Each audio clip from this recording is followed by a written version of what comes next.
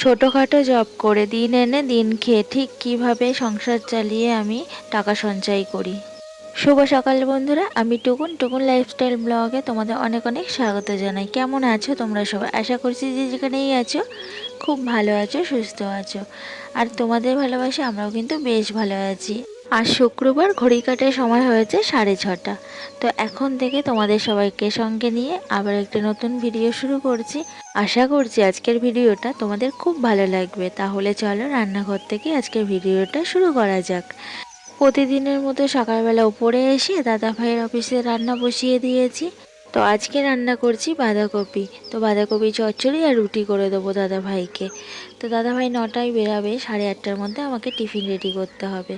তাড়াহুড়ো করে টিফিনটা রেডি করে দিলাম। দাদা ভাই টিফিনটা খেয়ে আর নিয়ে অফিসে বেরিয়ে গেল। আর এখানে দেখো আমি দুধের মধ্যে রুটি ভিজিয়ে দিচ্ছি।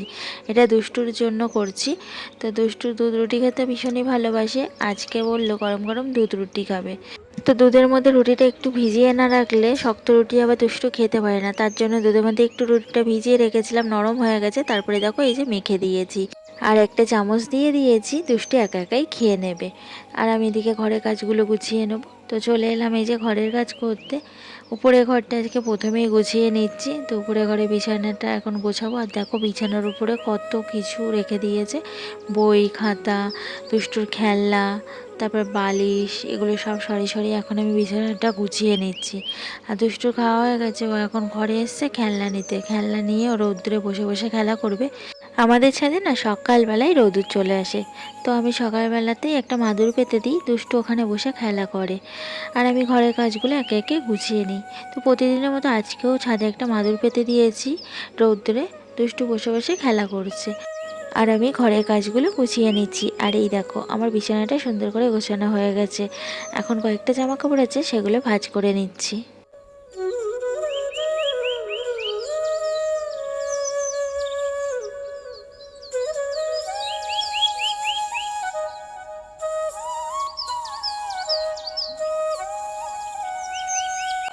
আর বলো না, সকালে উঠে এক একজনে এক এক রকম টিফিন বানাতে কারোর ভালো লাগে বলো তো?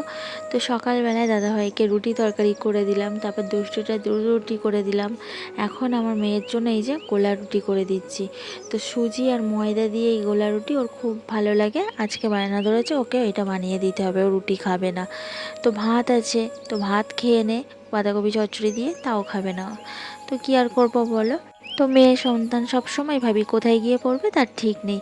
তো যতটুকু যা আবদার করে যতটা পারি রাখার চেষ্টা করি। তো এই যে এখন গোলা রুটি করতে বসে পড়েছি। পেঁয়াজ লঙ্কা কুচিয়ে সুজি আর ময়দা দিয়ে গোলা রুটি করে দিচ্ছি, ওর খুব ভালো লাগে, সস দিয়ে খাবে। তো এই যে এক এক করে গোলা রুটিগুলো ভেজে পাত্রে তুলে নিচ্ছি। আমার ঘরের সব কাজ হয়ে গেছে, শুধু বাইরেটা ঝাড় দেওয়া বাকি আছে। তো গোলা রুটি করতে এসেছি বলে আমার মেয়েকে বললাম বাইরেটা তুই ঝাড় দে, একটু একটু করে কাজ শেখ। মেয়ে সন্তান, কাজ তো করতেই হবে, যেখানেই থাকিস আর যত বড় চাকরি করিস। এখন এক্সাম শেষ হয়ে গেছে, এখন একটু একটু করে ঘরের কাজ তো শিখতেই হবে। আর এখনই তো শেখার বয়স, এখনই তো ঘরের কাজগুলো করা শিখবে, তাই না? তো এই দেখো আমার গোলা রুটি হয়ে গেছে আর আমি আমার মেয়েকে দিয়ে দিয়েছি, ও এখন খেয়ে নিচ্ছে। আর আমিও দেখো গোলা রুটি নিয়ে বসে পড়েছি। তো আমি রোদে বসে বসে খাচ্ছিলাম আর খুব ভালো লাগছিল রোদে বসে বসে খেতে। আর তোমরা বলো তো আমার এই ভিডিওটা কে করে দিয়েছে? ভিডিওটা দেখতেই বুঝতে পারছো কত নড়াচড়া করছে ভিডিওটা। এই ভিডিওটা আমার দুষ্টু করে দিয়েছে। তো যাই করে দিক, করে তো দিয়েছে, আমার তো হেল্প করে দেওয়ার মতো কেউই নেই। ওপরের ঘরের কাজ তো কমপ্লিট হলো, এবার যে নিচের ঘরের কাজ বাকি আছে। তো চলে এলাম নিচের ঘরের কাজগুলো করতে। তো নিচের বিছানাটা গুছিয়ে ঝেড়ে নিলাম, দিয়ে এখন ঘরটা ভালো করে ঝাড় দিয়ে নিচ্ছি। তারপর বাইরেটা ঝাড় দিয়ে নেবো। তারপরে সিঁড়িগুলো তো আছেই, তোমরা তো জানো। এখনও আমুদি মাছ কাটতে বাকি আছে। তো আমুদি মাছ নিয়েছিলাম বাড়ি থেকে, এখনও কাটা হয়নি। তো সকালবেলা বাঁধাকপি চচ্চড়ি করেছিলাম দেখেছিলে, সেটা থেকে একটু রেখে দিয়েছি। আর আমুদি মাছের ঝাল করব। আর কিছু করব না, এই দিয়ে আমাদের মা ছেলে মেয়ের দুপুরবেলাটা ভালোভাবেই হয়ে যাবে। মধ্যবিত্ত পরিবারে এভাবেই বুঝে শুনে চলি বলে আমি টাকা সঞ্চয় করতে পারি। তার জন্য সংসার চালাতে আমার কোনো অসুবিধা হয় না। তো একটু কষ্ট করলে তবেই তো কেষ্ট মিলবে, তাই না? তো সিঁড়িটা ঝাড় দেওয়া হয়ে গেছে, আমি স্নানটা সেরে নিয়ে চলে এলাম ওপরে এসে ঠাকুর ঘরে এখন ঠাকুর পুজোটা সেরে নেবো। আমার সব ভোলে বাবাদেরকে নামিয়ে নিয়েছি স্নান করাবো বলে। আর ভোলে বাবা না, এখানে লোকনাথ বাবাও আছে কিন্তু। তো এই যে এখন আমি জল ঢেলে স্নান করিয়ে নিচ্ছি সব ভোলে বাবাদেরকে আর লোকনাথ বাবাকে।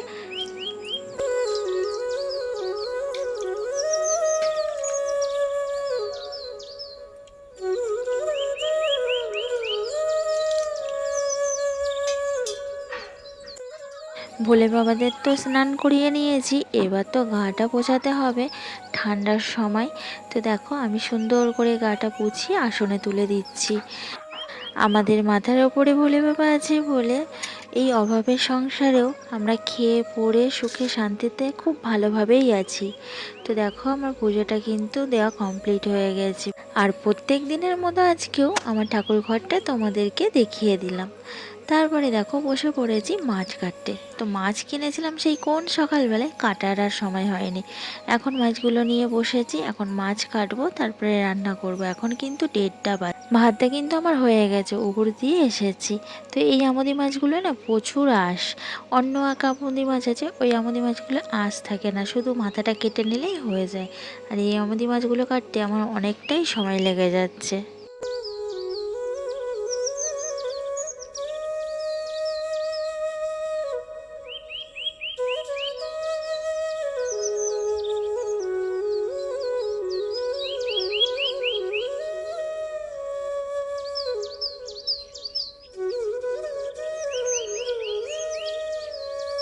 মাছগুলো কেটে ধুয়ে চলে এলাম রান্নাঘরে। আর এখন দেখো একটা ডিম ভেজে নিচ্ছি। এই ডিমটা আমার দুষ্টুর জন্য, দুষ্টু তো মাছ খাবে না, তোর জন্যই একটা ডিম ভেজে দুভাগ করে নেবো। দুপুরবেলা আর রাত্রে দুবেলা ওর ভালোভাবেই হয়ে যাবে আর ও তৃপ্তি করে খেয়ে নেবে। আর মাছ তো খেতে চায় না, তোমরা জানো মাছ দিলে তো একদমই ভাত খাবে না। তো কি আর করবো বলো, এভাবেই আমাকে সব দিকে দেখে শুনে বুঝে চলতে হয়। একমাত্র আমার দুষ্টুটা রুই মাছের পেটি খায়। তো রুই মাছের প্রচুর দাম, সব সময় তো রুই মাছ কেনা সম্ভব না মধ্যবিত্ত সংসারে। তো ডিম খেতে ভালোবাসে, তার জন্য ওকে একটু ডিম ভাজা কিংবা ডিম সিদ্ধ করে দিই মাঝে মধ্যে। তাতে ওর কিন্তু কোনো অসুবিধা হয় না, লক্ষ্মী ছেলের মতো সোনা মুখ করে ভাতগুলো খেয়ে নেয়। আমার ছেলে মেয়েকে এমনভাবে মানুষ করেছি ছোট থেকে, ওদের তেমন কোনো চাহিদা নেই, ওরা সব রকম পরিস্থিতি মানিয়ে নিতে পারে। তো ওদের যে সব সময় মাছ মাংস লাগবে এর কোনো কিন্তু মানে নেই। আমার ছেলে তো মাছ খায় না, আর মেয়ের সবসময় যে মাংসই লাগবে তা না, ওদের আলু সিদ্ধ ভাত দিলেও ওরা কিন্তু সোনা মুখ করে খেয়ে নেয়। কি বলো তো, মধ্যবিত্ত ঘরের কষ্ট কি আমি সেটা খুব ভালোভাবে জানি। তাই সব সময় না ভয় করে কোথায় গিয়ে পড়বে মেয়ে সন্তান। তাই সব কিছু অভ্যাস করিয়েছি ওকে, যাতে সব কিছু মানিয়ে নিতে পারে, কোনো রকম পরিস্থিতিতে যেন কষ্ট না পেতে হয়। তো দেখো আমার মাছের তরকারিটা বসিয়ে দেবো, মাছগুলো ভাজা হয়ে গেছে। এখন পেঁয়াজটা লাল লাল করে ভেজে এর মধ্যে একটু আদা রসুনের বাটা দিয়ে দিয়েছি, দিয়ে ভালো করে কষিয়ে নিচ্ছি। তারপর মাছগুলো দিয়ে নাড়াচাড়া করে জল ঢেলে দেবো।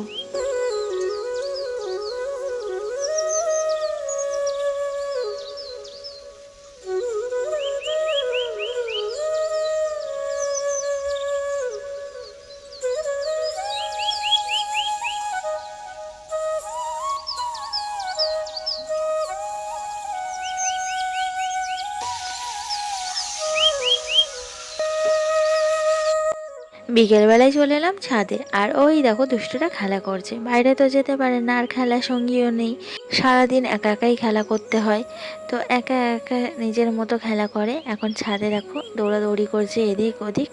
আর ওই দেখো দূরে ট্রেন যাচ্ছে, চলো এদিক দিয়ে দেখাই, ওদিক দিয়ে ভালো বোঝা যাচ্ছে না।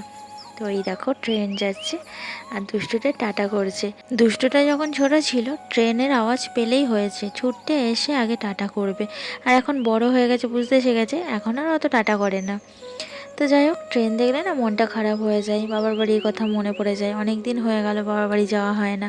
ভিডিওর লাস্ট পর্যায়ে এসে তোমাদের কাছে ছোট্ট একটা রিকোয়েস্ট, আমার ভিডিওটা ভালো লাগলে লাইক করে দিও, আর আমার ভিডিওটার কোনো অংশ যদি কোথাও ভালো লেগে থাকে চ্যানেলটা সাবস্ক্রাইব করে আমার পাশে থাকতে পারো। আর হ্যাঁ, কমেন্টস করতে কিন্তু একদম ভুলো না আমার ভিডিওটা তোমাদের কেমন লাগলো। তাহলে দেখা হচ্ছে কালকে আবার একটা নতুন ভিডিওতে। ততক্ষণ অবধি তোমরা খুব ভালো থাকবে, সুস্থ থাকবে।